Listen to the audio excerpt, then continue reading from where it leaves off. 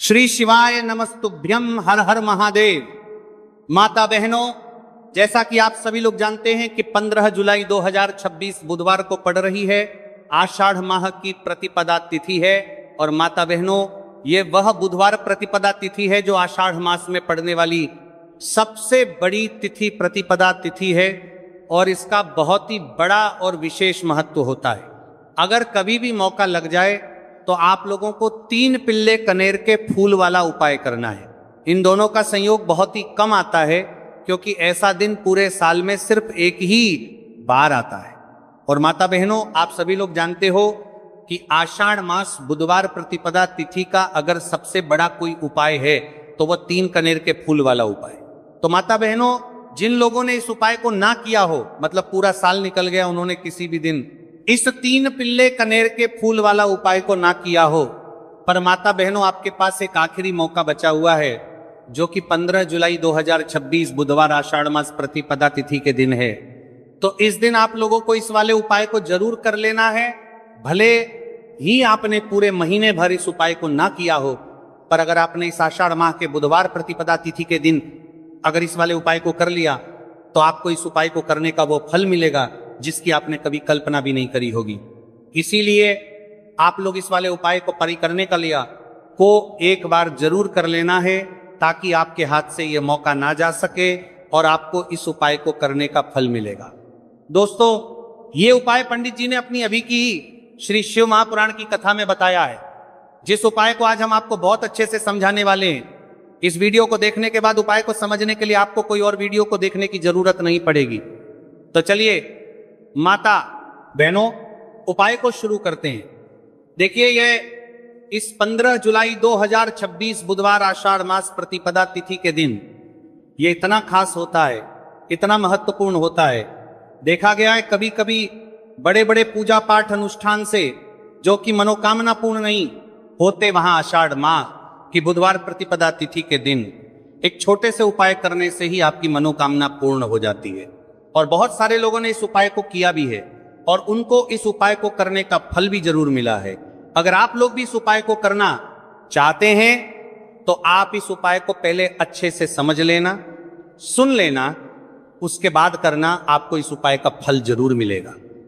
और इस उपाय को कर लेने से आपके घर में चाहे किसी भी प्रकार की दुख और समस्या क्यों ना चल रही हो, आपको उसका कारण भी नहीं पता है कि भाई ये समस्या किस कारण से चल रही है। उसका कुछ भी कारण हो सकता है, जैसे पितृदोष हो सकता है या किसी भी तरह का मंगल दोष भी हो सकता है। तो इस दिन आप लोगों को यह वाला उपाय कर लेना है। यह कैसा उपाय है? जिस उपाय को अगर किसी विशेष दिन पर किया जाए तो भाई उस विशेष दिन का जो है वह तो हमें मिलता ही मिलता है, पर हमने उस दिन पर इस उपाय को किया है तो हमें उससे भी बड़ा फल मिलता है और फल बहुत जल्द ही मिलता है, क्योंकि आप इस उपाय को बहुत ही बड़े और विशेष दिन पर कर रहे हो। तो चलिए अब उपाय के बारे में बात करते हैं, लेकिन उससे पहले आप लोगों में को यह जानना आवश्यक है कि आखिर ये उपाय किस समय करना है, किसको करना है और कैसे करना है। तो चलिए हम आगे आपको वीडियो में एक एक कर बता देते हैं। लेकिन उससे पहले अगर आप लोग हमारे चैनल पर पहली बार आए हैं या फिर मेरी आवाज़ आज पहली बार सुन रहे हैं तो हमारे चैनल को सब्सक्राइब जरूर कर लेना और इससे आपको वीडियो में देखते रहिए। वीडियो को लाइक करके कमेंट बॉक्स में श्री शिवाय नमस्तुभय, ओम नमः शिवाय जरूर टाइप कर देना। तो माता बहनों, इस 3 कनेर के फूल वाला उपाय को हमें 15 जुलाई 2026 बुधवार प्रतिपदा तिथि के दिन कैसे करना है, किसको करना है, किस समय करना है और कहां पर करना है, ये सारे सवालों के जवाब आपको इस वीडियो में मिल जाएंगे। और जो ये वीडियो देखेगा भाई, उसको 3 कनेर के फूल वाला उपाय जरूर करना चाहिए, क्योंकि इस दिन लहसुन का भी बहुत ही बड़ा और विशेष महत्व होता है।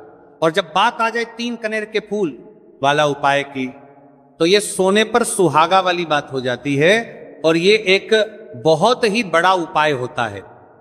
अब माता बहनों, इस 3 कनेर के फूल वाला उपाय को आखिर करना किसको है, सबसे पहले हम लोग वह बात जान लेते हैं। तो देखो, घर की जो बड़ी माताएं बहनें होती हैं, उन माताओं बहनों में से कोई भी एक बड़ी माता बहन इस वाले उपाय को कर सकती हैं। और माता बहनों, अगर आप चाहे तो अपने घर में से सभी सदस्यों को भी इस उपाय को करवा सकते हैं। अगर किसी व्यक्ति की खुद की कोई मनोकामना है, खुद की कोई दुख और परेशानी है, जो कि वो अपने लिए ही करना चाहता है, इस वाले उपाय को तो वो खुद अपने लिए भी कर सकता है। बाकी अगर कोई घर में से ऐसा है जो कि अपने पूरे घर परिवार की सुख और शांति के लिए ये वाला उपाय करना चाहता है, तो भाई वो भी कर सकता है। हो सकता है उसमें भी कोई दिक्कत वाली बात नहीं है। कहने का मतलब यह है कि इस उपाय को हर एक सदस्य भी कर सकता है और पूरे घर परिवार के सदस्य के लिए घर की बड़ी माताओं बहनों में से कोई एक माता बहन भी कर सकती है। माताएं बहनें अगर घर में उपस्थित ना हो या वो यह वाला उपाय ना कर पा रही हो, तो फिर घर का कोई बड़ा सदस्य भी इस 3 कनेर के फूल वाला उपाय को कर सकता है, चाहे फिर वह पुरुष ही क्यों ना हो, उसमें कोई भी दिक्कत वाली बात नहीं है। उसके बाद में माता बहनों जो अगला प्रश्न निकल कर आता है वो यह आता है इस उपाय को लेकर के कि आखिर इस उपाय को हमें किस समय करना है, सुबह के समय करना है कि शाम के समय करना है। तो देखो, इस वाले उपाय को आप लोग सुबह के समय भी कर सकते हो और शाम के समय प्रदोष काल में भी कर सकते हो। अब अगर आप पूछो कि भाई साहब सबसे उत्तम समय कौन सा रहेगा इस 3 कनेर के फूल वाला उपाय को करना है, कहा तो हम आपसे बस यही कहेंगे कि इस उपाय को आप सुबह के समय करेंगे तो ज्यादा बेहतर होगा। बाकी अगर प्रदोष काल शाम के समय भी करेंगे तो भी अच्छा होगा, उसमें कोई भी दिक्कत वाली बात नहीं है। तो अब माता बहनों, जो अगली सबसे बड़ी और महत्वपूर्ण बात आती है वो ये आती है कि सुबह अगर हम उपाय को करेंगे तो हमें कितने बजे से लेकर कितने बजे तक के बीच में करना है, और शाम के समय प्रदोष काल में करेंगे तो हमें कितने बजे से लेकर कितने बजे के बीच में करना है। तो देखो, सुबह जितनी जल्दी हो सके आप उपाय को करने की कोशिश करना। बाकी अगर किसी कारणवश लेट भी हो जाओ, थोड़ी देर भी हो जाए, तो 10 या 11 बजे तक भी आप उपाय कर लेना और 12 बजे से ज्यादा देरी ना हो, ठीक है, इस बात का ध्यान रखना। उसके बाद में भक्त अगर शाम के समय प्रदोष काल की बात करें, प्रदोष काल का जो समय है होता है वो शाम के 6 बजे से शुरू हो जाता है। मतलब शाम के 6 बजे से लेकर 7 बजे के बीच का जो समय होता है, यह समय प्रदोष काल का समय होता है। तो आप इस उपाय को 7 या 8 बजे के बीच में भी कर सकते हो। मतलब शाम के 6 बजे से रात 8 बजे के बीच में आप कभी भी इस वाले उपाय को कर सकते हो, उसमें कोई भी दिक्कत वाली बात नहीं है। तो देखिए, यह बुधवार प्रतिपदा तिथि हमारे लिए बहुत ही खास है, तो इस दिन कुछ बहुत ही खास उपाय आपको जरूर करना चाहिए। ये उपाय आपके जीवन में सुख समृद्धि की वृद्धि करते हैं। माता लक्ष्मी की कृपा आपके जीवन में होती है। आपका चाहे जितना भी दुर्भाग्य चल रहा हो, मैं कहता हूं कि अगर आप इस बुधवार प्रतिपदा तिथि के दिन 3 कनेर के फूल वाला उपाय कर लेते हैं तो आपका सारा दुर्भाग्य महादेव की कृपा से बहुत ही जल्द सौभाग्य में बदल जाएगा। तो चलिए जानते हैं गुरुजी द्वारा बताए गए सबसे पहले उपाय के बारे में। देखिए, इस उपाय के लिए आपको सिर्फ 1 लोटा जल ले लेना है और 3 कनेर के फूल ले लेने हैं। बुधवार प्रतिपदा तिथि के दिन किए जाने वाला यह सबसे अचूक और सबसे खास उपाय है, इसलिए आपको 3 कनेर के फूल कहीं से भी ले लेने हैं। 3 कनेर के फूल आप चाहे तो फूलों की दुकान से ले ले, या फिर आपको नहीं मिल पाते तो शिवलिंग के ऊपर जो कनेर के फूल चढ़े हैं उनको उठाकर जल से शुद्ध करके फिर आप उसका भी इस्तेमाल कर सकते हैं। देखिए, आप जो जल लेंगे वो आपको तांबे के पात्र में लेना है और अपने किचन से लेना है। अब सिर्फ ये 2 सामग्री लेकर आपको शिवालय पहुंच जाना है।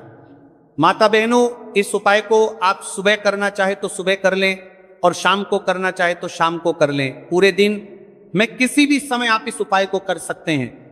अब देखिए, शिवालय पहुंचने के बाद सबसे पहले आपको एक काम करना है कि आप दक्षिण दिशा में बैठ जाइए और उत्तर दिशा की तरफ अपना फेस कर लीजिए।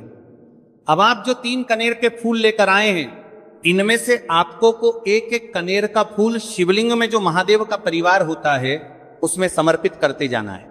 देखिए, पहले फूल आपको शिवलिंग में जो दाहिने साइड वाला कोण होता है जिसे श्री गणेश जी का स्थान कहते हैं, वहां पर यह पहला कनेर का फूल समर्पित कर देना है और श्री शिवाय नमस्तुभ्यम मंत्र का स्मरण कर लेना है। और फिर दूसरा कनेर का फूल आपको श्री कार्तिक की जी वाले स्थान में समर्पित कर देना है और श्री शिवाय नमस्तुभ्य मंत्र का स्मरण कर लेना है। फिर तीसरा कनेर का फूल आपको माता अशोक सुंदरी वाले स्थान में समर्पित कर देना है और श्री शिवाय नमस्तुभ्य मंत्र का स्मरण करना है। देखिए, जलधारी के बीच वाला जो स्थान होता है वो माता अशोक सुंदर का स्थान कहलाती है और यहीं पर आपको तीसरा कनेर का फूल समर्पित कर देना है। इसके बाद इस शिवलिंग से 2 फूल आपको और लेना है, क्योंकि हमारे पास मात्र 3 ही फूल थे ना, तो ले लिया। फिर चौथा कनेर का फूल आपको माता पार्वती के हस्त कमल में समर्पित कर देना है। देखिए, शिवपिंडी जिस स्थान पर रखी रहती, यानी शिवलिंग जिस स्थान पर जुड़ा रहता है, उस पूरे गोल गोल वाले स्थान को माता पार्वती का हस्त कमल कहते हैं। और चौथा कनेर का फूल आपको यहीं पर समर्पित करना है और श्री शिवाय नमस्तुभ्यम मंत्र का स्मरण कर लेना है। इसके बाद आपको पांचवा कनेर का फूल शिवलिंग के ऊपर समर्पित कर देना है और महादेव से अपनी मनोकामना बोल देनी है। देखिए, ये उपाय उन लोगों को करना है जिनकी कोई विशेष मनोकामना है जो अभी तक परिपूर्ण ही नहीं हो पा रही है। बहुत सारे उपाय कर चुके हैं, बहुत सारे टोटके कर चुके हैं, तो मैं कह रहा हूं कि ऐसे लोगों को यह विशेष उपाय बुधवार प्रतिपदा तिथि के दिन जरूर करना चाहिए। पांचवा फूल समर्पित करते हुए, यानी शिवलिंग के ऊपर रखते हुए, आपको अपनी मनोकामना बोल देनी है और यह फूल शिवलिंग के ऊपर समर्पित कर देना है।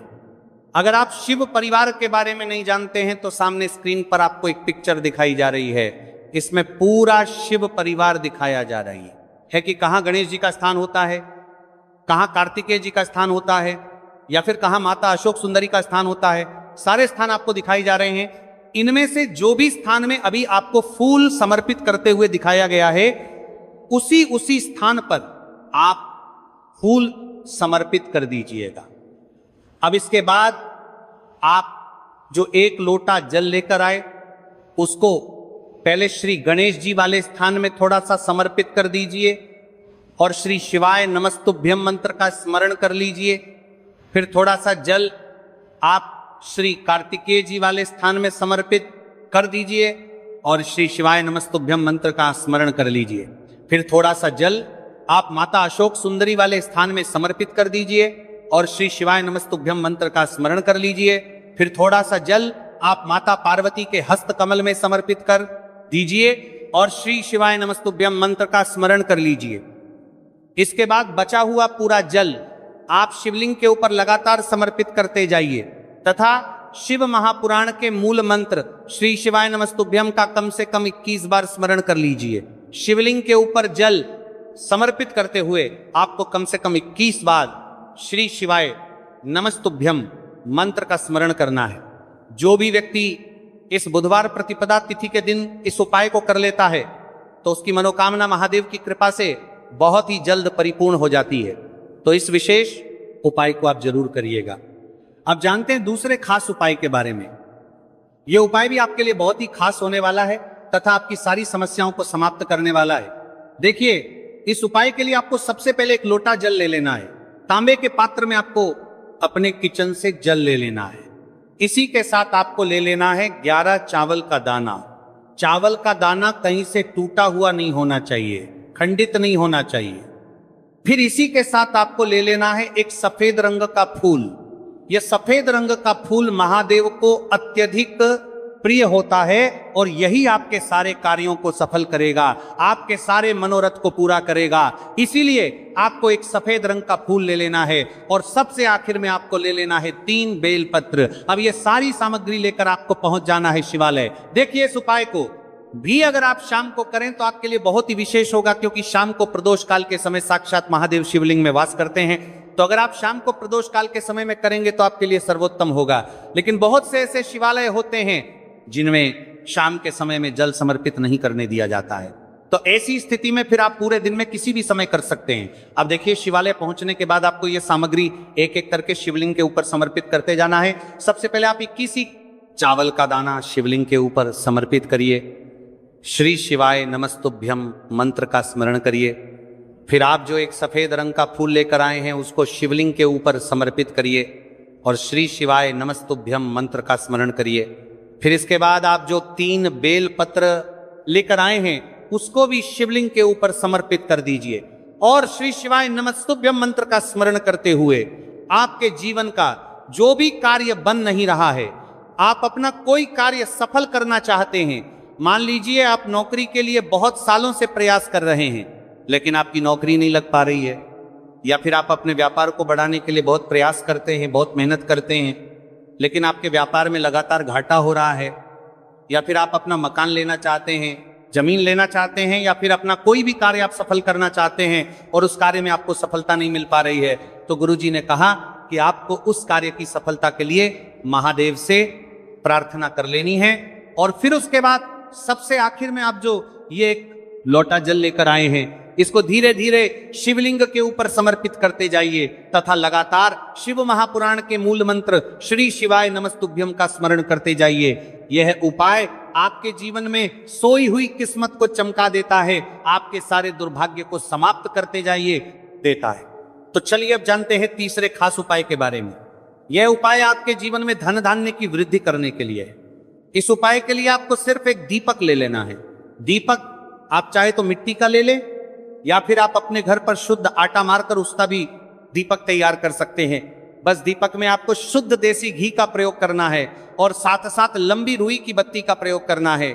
लंबी रुई की बत्ती का प्रयोग हम लोग अपने जीवन में धन धान्य की वृद्धि के लिए करते हैं, अपने जीवन में व्यापार को बढ़ाने के लिए करते हैं तथा अपने वंश को बढ़ाने के लिए करते हैं। अगर आपको जानकारी अच्छी लगी हो तो वीडियो लाइक और चैनल को सब्सक्राइब करें। मिलते हैं फिर एक नए वीडियो के साथ। श्री शिवाय नमस्तुभ्यम। इस वीडियो में दिखाई गई कथा केवल धार्मिक प्रेरणा के लिए है। इसमें प्रयोग की गई आवाज कृत्रिम AI जनरेटेड है और इसका उद्देश्य किसी भी व्यक्ति की नकल करना नहीं है।